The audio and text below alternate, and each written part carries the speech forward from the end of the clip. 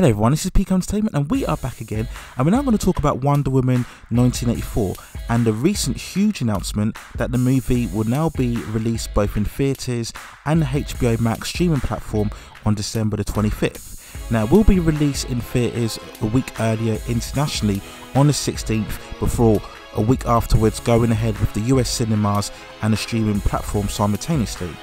Now we've had precedents for this in the past with the live action remake of Mulan on Disney Plus platform, where you had to pay an additional premium price of $30, but that's not the case with Wonder Woman. Here you simply have to be a monthly subscriber for HBO Max, which I believe the current price is $14.99. Now there's been ongoing debate of Wonder Woman, as has there been with all of event movies this year following the COVID outbreak, and Wonder Woman itself has seen multiple pushbacks in terms of its release date. So it was originally slated for release back in June, and then it got pushed back to August, and then October, and then later on in December. Now all the other movies, the likes of Black Widow, Fast and Furious 9, James Bond, No Time to Die, had already moved forward to 2021, and Wonder Woman was really one of the last outstanding movies that had yet to announce itself as moving forward to next year. We all thought it was only a matter of time, right? We weren't really expecting it to be pushed onto the streaming platform, despite a lot of people really pushing for it to be on streaming, which I've never understood why, and I will talk about that more in a moment. But there's been this ongoing debate: how long should we wait? Should it move forward to June? How crowded would it be? How would it really exist alongside other movies? What will the state of movies be going forward for next year? Will there be a vaccine found for COVID, and how will that affect the movie industry in the long run? So I was very surprised when I heard about this news, and also questioned a lot the simultaneous release in terms of theatres and cinemas, because the initial thought here is that they're putting it in cinemas to kind of help out the theatres, but does it really help out theatres? Because if you're running a simultaneous release of theatrical release and streaming platform, then if you really think about it, a lot of people are going to choose the streaming platform, right? You're taking away the unique nature of the theatre going experience. Now we've debated about this before in previous videos, and we've talked about viewing movies on a streaming platform, and yes, in terms of what you actually spend, you are of course saving money, because when you go to theatres, you're paying for food, drink, other merchandise, you're paying to travel there of course, and of course this cost doubles or triples if you're taking a partner or a group of friends or a family as well. So the advantage of the streaming platform is then you're in the comfort of your own home. You don't have to pay for any food or drink or travelling costs. You can just sit there on your sofa or in your bed and watch it in your large widescreen TV or whatever other TV that you have. So there are positives to the streaming platform, but I've always been against big event movies moving over to the streaming platform. A, because it takes away that theatre going experience, which I still value. I know a lot of people nowadays don't. You know, they're very much accustomed now to watching content on their laptops or on their phones on the go, but I still value very much the theatre going experience. I think there's something very special about it, particularly when you're looking at big event movies, big blockbusters. There's nothing quite the same when viewing these on a big massive screen. Now the other problem you have when you put these movies onto streaming is that these movies have a massive budget, normally for around 150 to 200 million. And as I mentioned before, the normal rule of thumb is that you have to double the budget amount to cover your costs, and then you probably have to make half of that again to cover the marketing, and then anything above that is when you start seeing profit. Now Wonder Woman is costing around 200 million, so it would roughly have to make around 600 million and above before it starts seeing any levels of profit. Now this was never a concern for Wonder Woman 1984, because the first movie had made around 828 million worldwide. It was very well received critically and commercially. Many people praised Gal Gadot in the lead role, and they also liked Patty Jenkins' direction. So there was no real concern about Wonder Woman being a success theatrically. Many people had predicted that it may make 1 billion at the box office. So if you've got a film that's guaranteed to make that amount of money, would you not wait? Would you not wait until next year to at least see what we are like in terms of the COVID cases and the state of the movie industry in general? Because one thing you have to consider is, what if by next year, and I'm being very optimistic, we have some sort of vaccination or things improve, the cases decline and theatres open again, right? And by, let's say, June next year, people are a lot more comfortable in going out to watch these movies. Then if you're Warner Brothers, you've lost out majorly on a large amount of profit that you could have made by releasing the movie now. In terms of the streaming platform, it's very difficult and it's a big ask to make the same amount of profit levels that you would if you released the movie theatrically. A lot of people have gone into the calculations and estimated that releasing Wonder Woman 1984 on streaming, you would roughly need around 20 to 30 million subscribers at around that price of $15 in order for it to make the same kind of profit levels that you would if you released it theatrically, right? So if we look at the moment at HBO Max, there have been various reports, but general consensus is that at the moment the platform has around 8.6 million subscribers. Now comparatively, if you look at other platforms such as Disney Plus, which has around 73 million subscribers, and Netflix, of course, which has over 170 million subscribers. Now at the same time, yes, HBO Max has only been around for a short period, but it's clear to see that they have struggled a lot with content, and there hasn't really been a lot of hype about the material that's been released on the format so far. If we look at it, really the most hyped about content when we talk about HBO Max is the Snyder Cut of the Justice League, which is due for release next year. So it's a big ask to expect Wonder Woman, even though yes, it's a big project, a lot of people have been looking forward to it, but it's still a big ask to rely on that movie to garner you that level of subscribers. Now the big reason for that is, and I've told about this in previous videos, is that once you release an online copy, then it's fair game and it's open to piracy and torrents, so that's all going to eat into your potential subscriber base. If people can get the movie for free, then they're not going to pay the subscription fee, are they? And what you have to understand is that a lot of people don't really care about the quality as such, in terms of it being crystal clear HD or audio. If it's something they can see and hear clear enough, they're quite gladly just pirate it and watch it on their mobile phone or their laptop.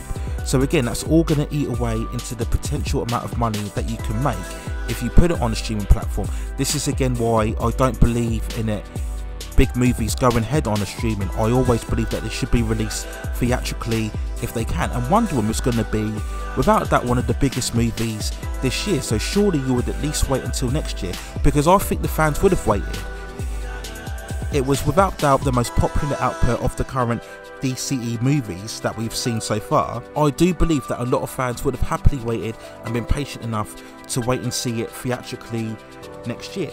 That's a lot of pressure and a lot of expectation levels that you're looking at in terms of Wonder Woman, and if we're being critical here, the trailer did receive a mixed response. I have provided my own thoughts on it, but there wasn't the wholesome positivity that we got. Some people criticised a lot the look of Cheetah, and there have been ongoing leaks as to how the story plays out, so there's been a mixed reaction, I think, to the trailers overall, but still a positive outlook on the movie. Now I also want to look at the impact theatrically overall. Now this will be the first big superhero movie to adapt this streaming platform release. Now I mentioned before about the Mulan movie being released, and overall that had very mixed results, so I wouldn't say that was a successful experiment. Now maybe the premium price of $30 extra put a lot of people off buying that release, because of course you could have got it a couple of months later on the streaming platform anyway, so I'll give them credit. It was good that they didn't put an additional price for this movie. But in terms of the theatres overall, if this turns out to be a successful initiative, then you can be damn sure that a lot of other movies will follow the same suit, because that's how the industry works, right? Whenever you get a big initiative that's successful, then other studios try to replicate it. We saw this, of course, with the 3D initiative with Avatar, and then look how many movies quickly followed suit in releasing in that format, right? So if Wonder Woman 1984 continues to be a big success, then of course we're going to see the likes of Black Widow, etc. follow suit, and then that's really going to kill theatres in many aspects, right? Even if we go back to some sort of normalcy next year where we see theatres opening up regularly again, you've now kind of preconditioned audiences to already rely to consume these movies more on a streaming platform. It's really going to hurt theatres, I think, in the long run, and that's why I'm not wholly supportive of this move, because I don't think it was something that was necessary. Fans would have waited. I don't think it had to be released now. I think they should have waited to next year to at least see what theatres were currently like before releasing. If the big event movies are automatically going to go streaming, then of course the smaller independent movies, they'll have even less of an opportunity to break out cinematically and be a success.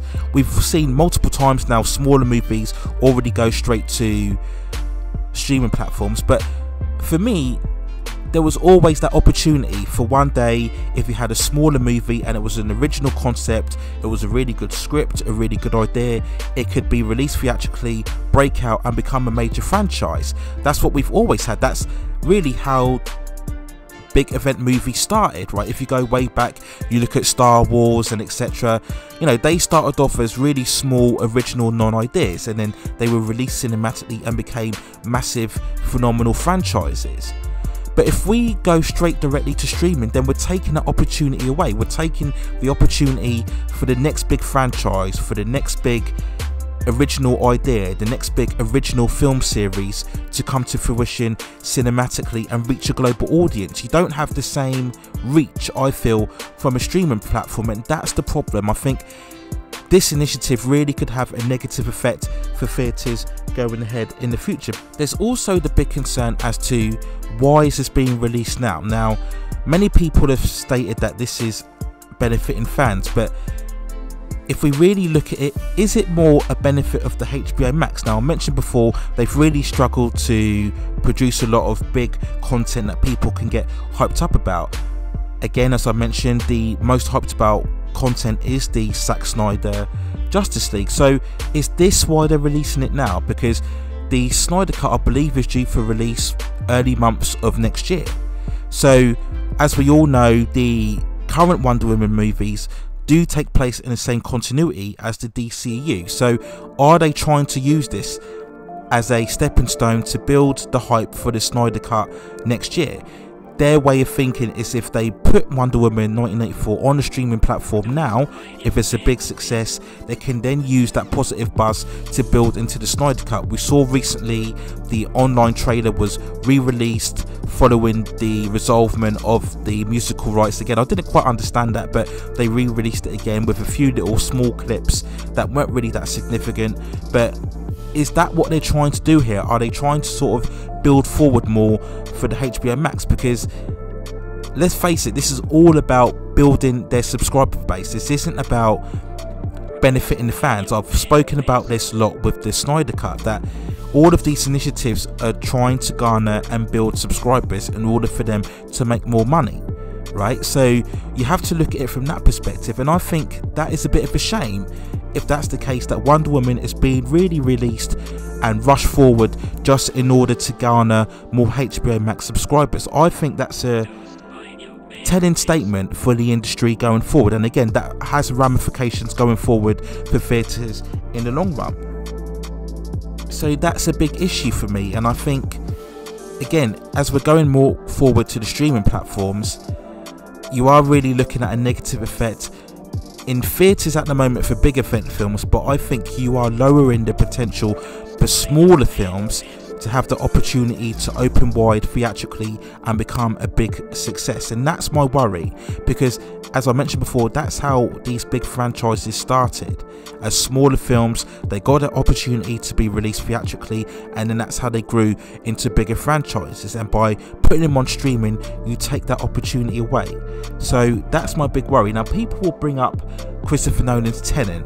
Okay, now they will mention that was in essence the big litmus test and how it was a failed experiment. Now, for me, Tenet grossed around 350 million. Now, for me, that was a good take in this pandemic state that we live in. Now, of course, Tenet itself was a big event movie, and like Wonder Woman, it came close to having a 200 million budget, so it would have had the same expectation levels in terms of the box office, right? It would have needed to have made 600 million to break even, and then anything above to see a profit, right?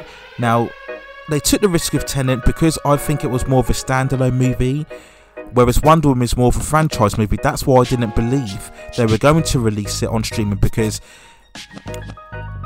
if you wanted to have a third film, you know, you would need a second film to make a lot of money to build up hype for the third movie, right? But people, maybe they've looked at Tenet and they've said, right, no, we can't release Wonder Woman cinematically, it will fail just like Tenet did, and we don't want to make that kind of loss. But again, are you going to make the same amount of profit levels by releasing it on the streaming? That's the question, right? Because you're surely going to make a bigger loss because of all the potential millions that you fail to obtain by releasing it on streaming rather than theatrically. There will be, if we get back to theatres, there is going to be that one movie, whether it's Black Widow, James Bond, or Fast and Furious, there is going to be that one movie that does make a massive amount at the box office.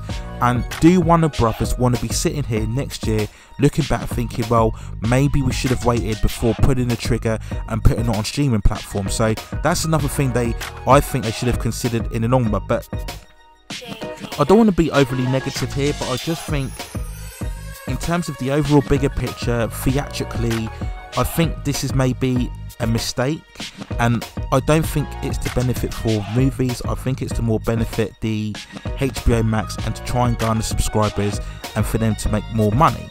And I think that's a really telling statement in terms of theatres, and it does pose alarm bells and danger signs going forward for big event movies in the future, as well as the industry in terms of cinematic releases.